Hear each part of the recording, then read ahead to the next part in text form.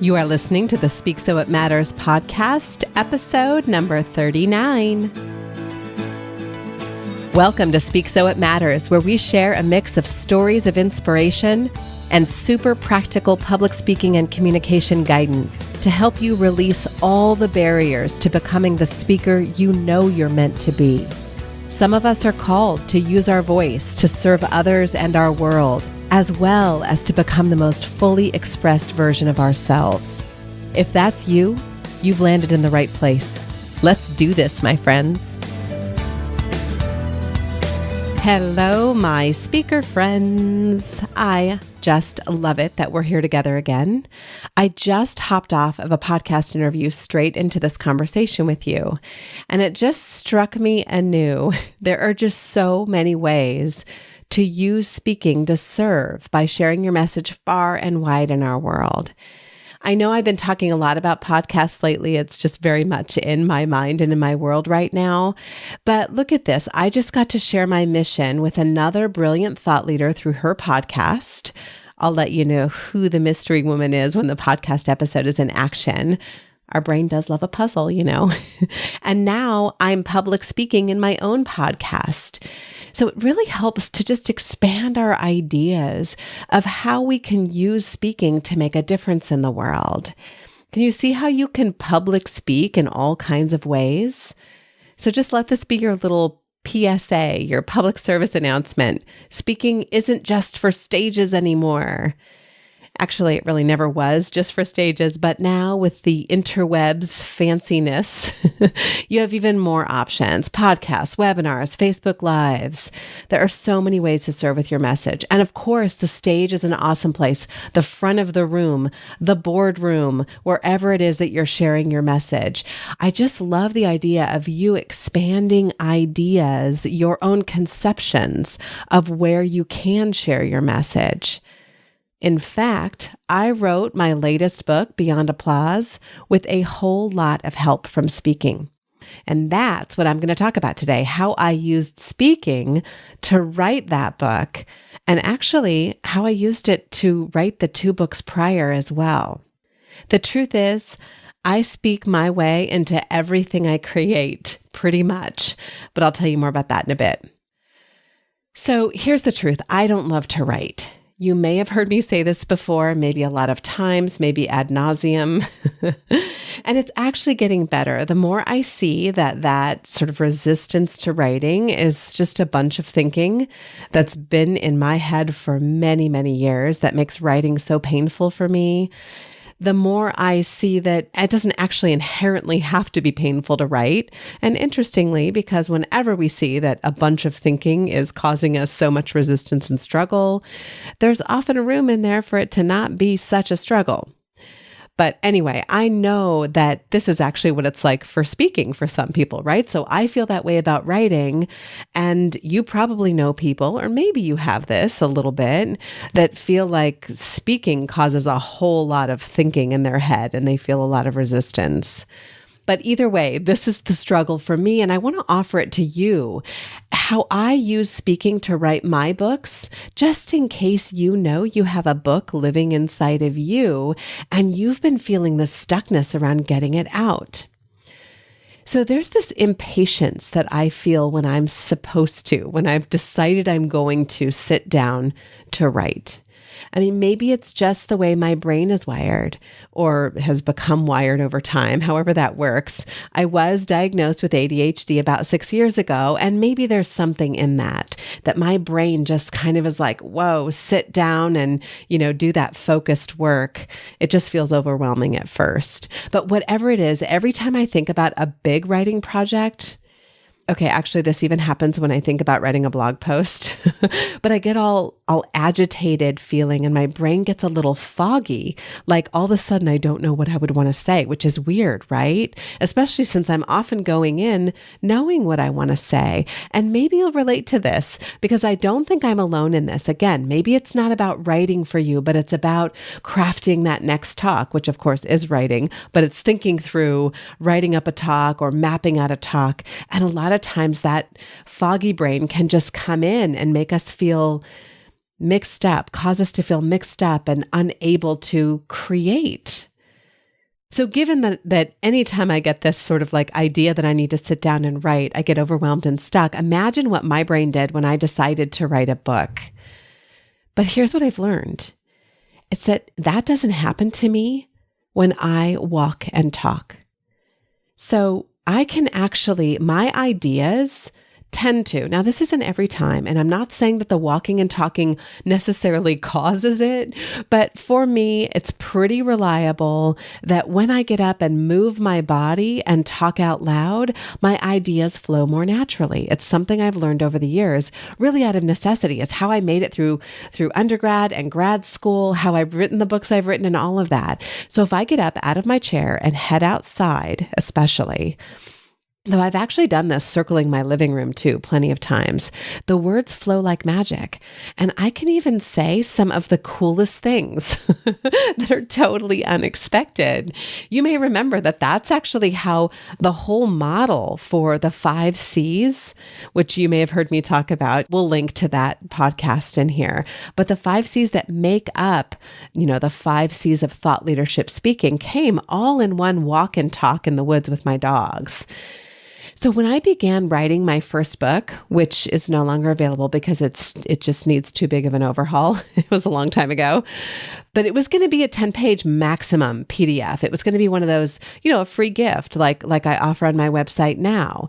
But it turned into this 200 plus page book that I ended up binding and selling and all of that. But the relevant point is that I actually wrote the outline and a lot of the content while I was walking. And that's actually how it ended up becoming this 200 plus page book. In fact, after that, I also quote unquote wrote an article, which I spoke out loud during a walk around how I tricked myself into writing my first 2 books. Basically by, saying, I'm just going to create this small, PDF and I'll just talk it through and then I'll transcribe it or whatever, which I'm going to talk to you more about in a minute.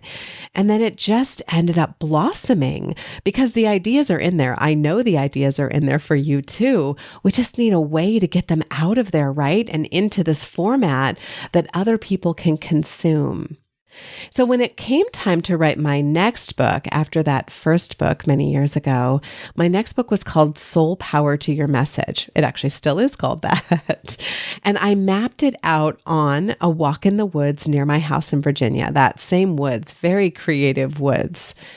Now, I'm not saying that I loved the writing process after I mapped it out, right? I went for a walk and I said, okay, I have this book idea. What does it look like? And I turn on my voice memo app and I just talked it through like, well, here's what I want to say. In fact, I didn't know it was going to be called Soul Power to Your Message at the time. What I knew is that I wanted to share my process that I take clients through for crafting a talk in a format that was easily consumable, that would reach a broader audience. That's really what Soul Power to Your Message is. It's how do you craft a talk based on your own, core message at the center of your work. So it's not like I did that and then the book was written, right? I mapped it out on that walk in the woods. I still had to sit my fanny down and get words on the page. And I did do that with that book. But saying it all out loud was so clear and focusing for me as I did the outline. I created a really well blossomed outline so that when I came back to my office, I really was able to just kind of lay out the outline really quick. I'm a fast typer. And then I could just kind of fill it in over time, but I was no longer staring at the blank page, which is really important for me since writing causes all that thinking that makes me feel stuck. So then when it came time to write Beyond Applause, which was a number of years later, I knew I'd be speaking a lot of the content just from those previous experiences. But this time, the speaking element was even more integrated because I refined the content through speaking with audiences. So that's what I want to offer you today, 3 ways that speaking can help you write your book. And those three ways are, and I'm going to cover each of these in more detail. But first of all, it's saying your thoughts out loud because it helps you organize them in a new way. And then I'm going to talk about how sharing your message with audiences can help you refine the content so that it's as awesome as possible, so that you love what you're writing, which has made it feel more flowy for me in my experience. And then lastly, I'm going to talk about how from a clear outline, you can actually kind of speak your whole book or almost your whole book. And I'm going to talk about how I did that with Beyond Applause. So let's talk about saying your thoughts out loud and how it helps you organize them in a new way. And I alluded to this in the beginning, but again, everything of substance I've ever created started on a walk and talk. At least in the last, I would say 10 years. That's not true. I didn't know about this when I was in college. Boy, do I wish I had known about it then, but I didn't. I hadn't tried it at that point. But my books were all mapped out by walking and talking into my voice memo app. Every talk I create for myself is crafted this way. So it's not just books. Every talk, if I know I have a talk, I grab my phone, my headphones, I talk to myself out loud into the voice memo app and record it. And I do this usually both before, just to kind of map out my ideas. And then I do it again after I've done a brainstorming session, like with sticky notes. I usually come back to my office and then expand upon the outline that I have fleshed out on that walk. And then I'll do like a sticky note exercise with all kinds of expansion of the content. And then I'll go for another walk and talk and just kind of see how it's sounding and flowing. Now, I'm not saying you have to walk and do this. Like maybe walking isn't important to you or being outside isn't important to you. None of those things cause the flow. But for me, that talking out loud, it's such a fascinating thing. And I actually started to do some research on this because I started wondering why talking out loud helps me so much. Then I found this article in the New York Times where they cited research that talking to ourselves creates this kind of psychological distance. And with that psychological distance, we have a more objective view or a clearer view of what we're trying to say. It makes me realize why I talk through so many things out loud. Like if I know I have a difficult conversation, I swear the whole world now knows that I talk to myself all the time. We'll put a link to that New York Times article. I think it's called like Benefits of Talking to Yourself or the Benefits of Self-Talk, something like that. We'll put a link to it. But when I was first writing my book, I thought I had a pretty clear idea of the core message of the book. And I remember saying it out loud while I was on a working retreat, which is my favorite way to talk to myself because then I have all day in this like private space. Someday I'll do a podcast all about how to set up and make the most of a working retreat because that is how I have gotten so many of my creative projects done. But I remember saying I had this idea for writing my book, and I remember saying it out loud and realizing that this initial way that I was thinking about creating this book and mapping it out just didn't make sense the way I imagined. While I thought about it in my head for a long time, weeks and weeks, maybe even a few months, just saying it out loud is really what showed me the gaping holes in the focus of the book. So again, just, in a very broad sense, this is one of the ways I use speaking and used speaking to write all three of my books. So the book took all kinds of turns from there, but that first talk through was really a big revelation. So if you have a book in mind, talk it out, like say it out loud, create that psychological distance for yourself and see if you can hear it and see it. Even as I'm doing this podcast right now, I keep like putting my hand out in front of my face because that's where speaking out loud puts your content just kind of out in front of you. And in a way, I can almost see it more clearly, even visually almost that way. And again, you might decide to create a visual representation of it. Say it out loud, put it on a whiteboard. Sometimes I do that too, but it is the saying it out loud that helps me get it onto that whiteboard in an organized way. Every story in my book was first a story that I shared out loud, often to myself. So oftentimes I just test it out. I talk the story through, see if it flows right, see if the connection that I think it makes to the concept I'm sharing actually plays out when I talk it through. But I also, it's, saying it out loud with clients. It's speaking those stories with clients, with my husband, Jim, who is the most patient, amazing listener on the planet. For sure, he hears me speak through things so often. It's just incredible.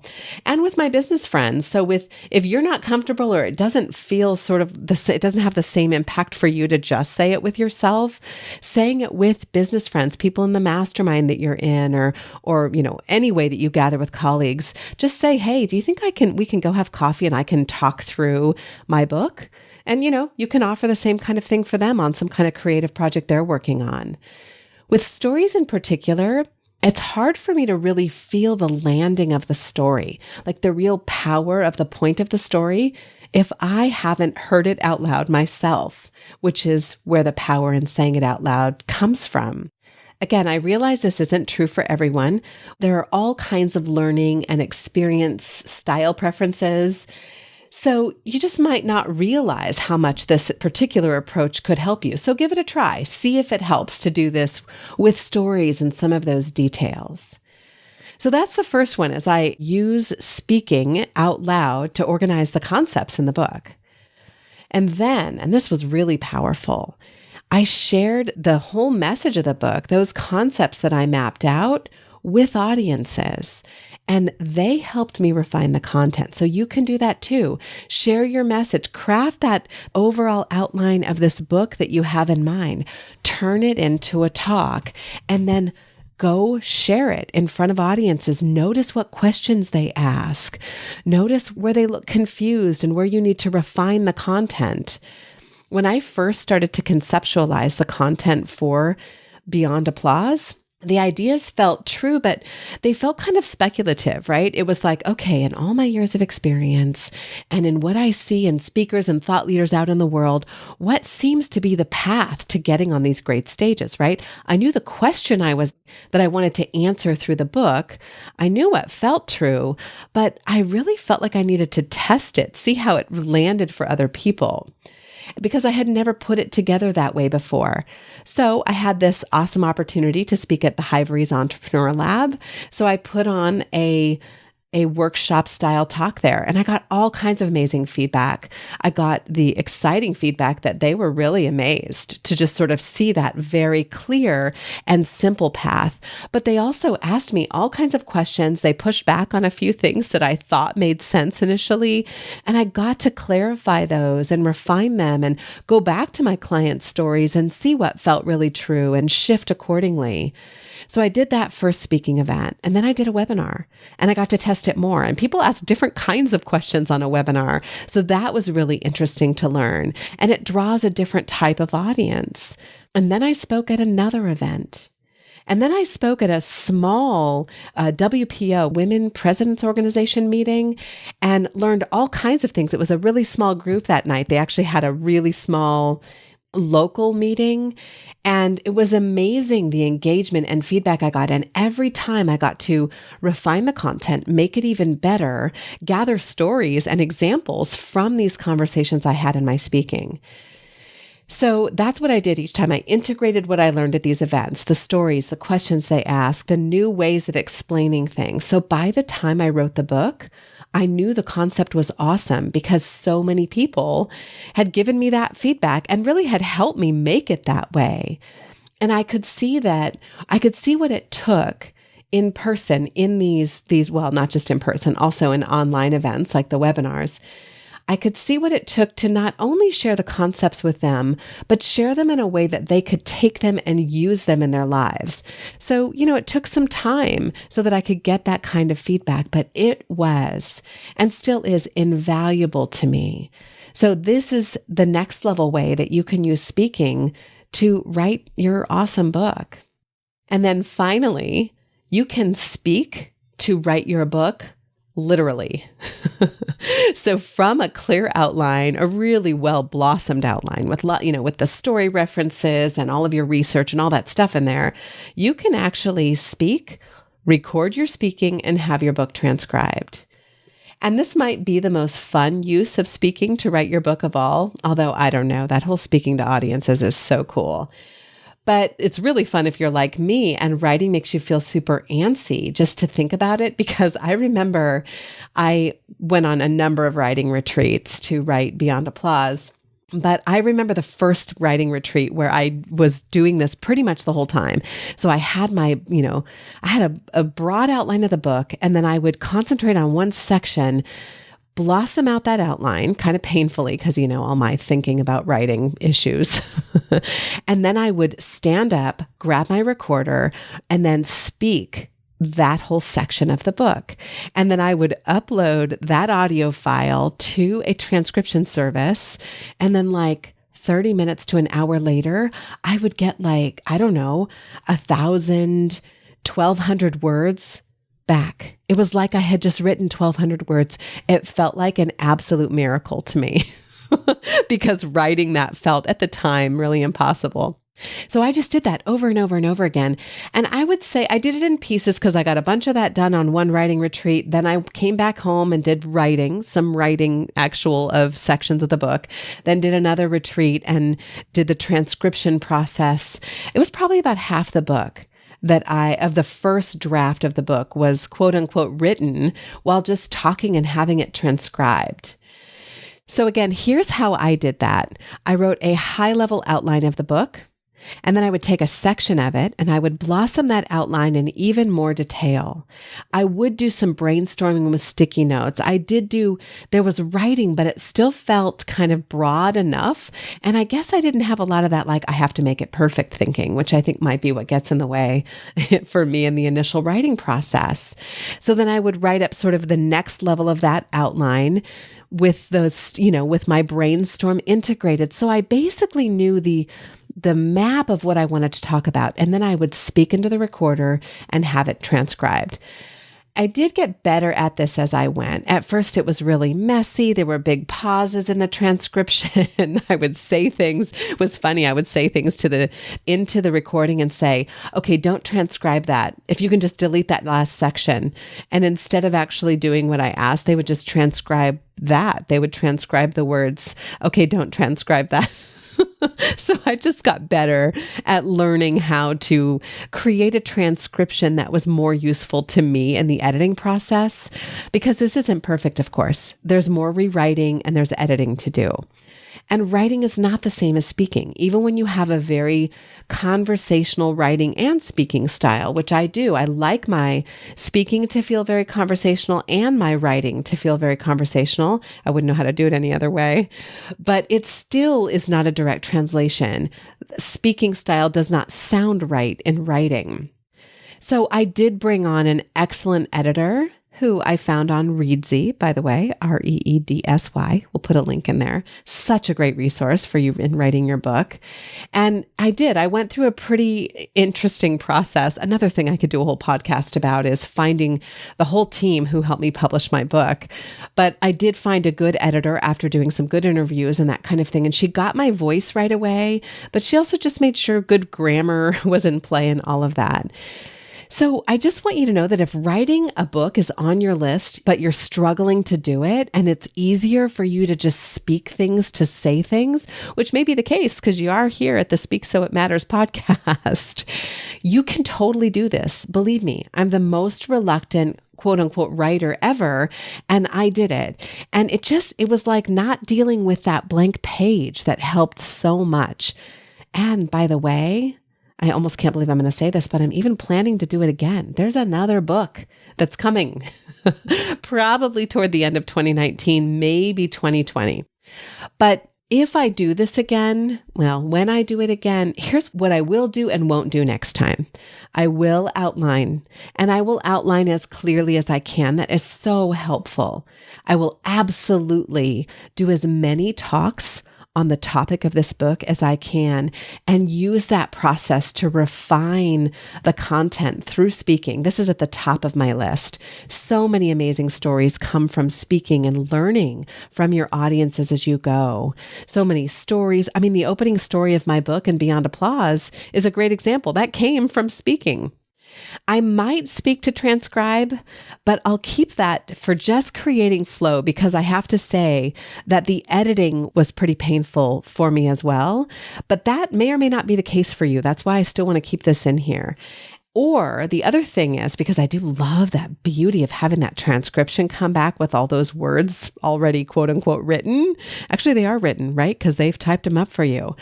Or I'll bring in an editor way earlier and I'll make it much more collaborative. So instead I'll say, okay, we've got this really messy, but well organized, because I do have that, outline already mapped out, manuscript, first draft manuscript, and I would love to have you step in now and help me make sense of it. I think if you come at this early with an editor who's game to really collaborate, that part of the process could flow really, really nicely. And I'll say, I will for sure talk to myself. Honestly, I wouldn't know how not to. But that whole, when I talk about speaking, I'm talking about every way of speaking, from self-talk, internal, to speaking out loud, to speaking to audiences, to speaking to write your books, all of it. And you can use all of that to craft, to finally write the book that there's a good chance you've been wanting to write. I speak to so many of my clients and just so many people who listen to this podcast. Yes, they want to speak, and usually they also have a book that they either want to write or want to have written, which is how I often think about it. Speaking is the best way I know to explore a message, test it out, hear it out loud, and turn it into all kinds of useful content, including a book. If you're daunted by writing a book, seriously, start with speaking and you'll see it come to life. And you do know that you can get my whole book right now for free, right? Do you know that? It's available at michelleberryfranco.com/free book. So you can get beyond applause. You can read that first story that came from a speaking event. You can actually see the product of having gone through this process. Inside that book, you'll also get access to a resource page, an online resource page with all kinds of additional goodies, including the only presentation outline you'll ever need, which I hear over and over and over again that people just, they use it all the time, over and over and over again for every talk. So you can get all of that for free. Again, michelleberryfranco.com/free book. Alrighty, my friend, you can totally do this. That book that lives in you has a path into our world, believe me. Even if you can't imagine sitting down to write it, let me be your inspiration for that. Meantime, know that I'm over here cheering you on big time. I want to see your message changing lives in the way you know it's meant to. Because you know what's the truest truth? You were made for this. You know how I know? Because you know. Meet you here next week. Thanks for listening to this episode of Speak So It Matters podcast. If what you heard here today was useful, you'll love the free guide I've created for you at speaksoitmatters.com/yes. Not only will you get immediate access to our Power and Grace Speakers Toolkit, including the only presentation outline you'll ever need, but you'll also receive weekly updates with our best resources as they're created. I can't wait to see you out there shining your beautiful light and changing lives with your message.